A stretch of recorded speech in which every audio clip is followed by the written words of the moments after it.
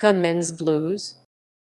Gunmen's Blues is a 1981 independent short film written and directed by Eric Red. Plot: a mysterious, middle-aged man wearing a dark suit and black leather gloves is the only customer in a Hoboken, New Jersey bar. He looks longingly at a picture of a woman that he keeps in his wallet. He then has a tense conversation with the bartender, in which he reveals that he once lived in Hoboken years ago, but is now passing through on business because he is a traveling salesman. While the man is in the bar's restroom, a teenage boy named Lake, dressed as a cowboy and brandishing a gun, bursts into the bar. He tells the bartender that the middle-aged man is actually the man with no name, aka Mr. Smith, a notorious hitman on the FBI most wanted list. Using a makeshift silencer, Lake shoots and kills the bartender and ambushes the man with no name when the older man returns to pay his bill.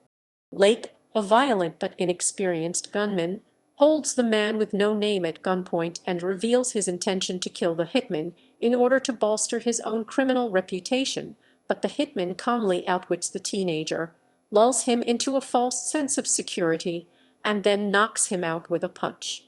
However, Lake recovers, the two struggle, and Lake pins the hitman to the floor and prepares to shoot him in cold blood.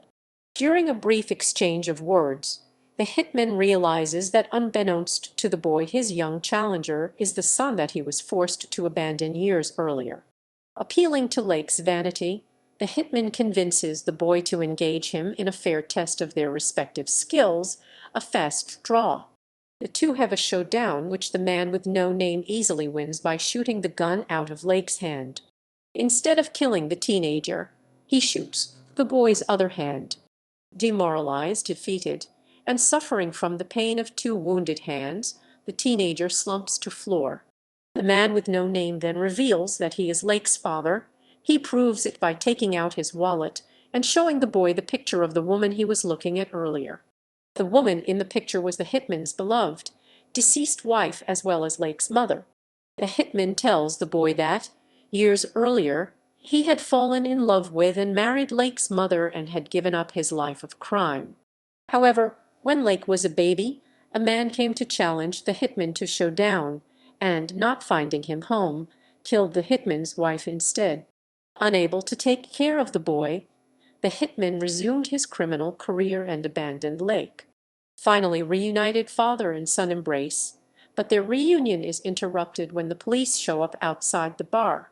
In order to save Lake from the consequences of the bartender's murder, the hitman quickly rearranges to the crime scene to implicate himself and make it look like a botched robbery attempt.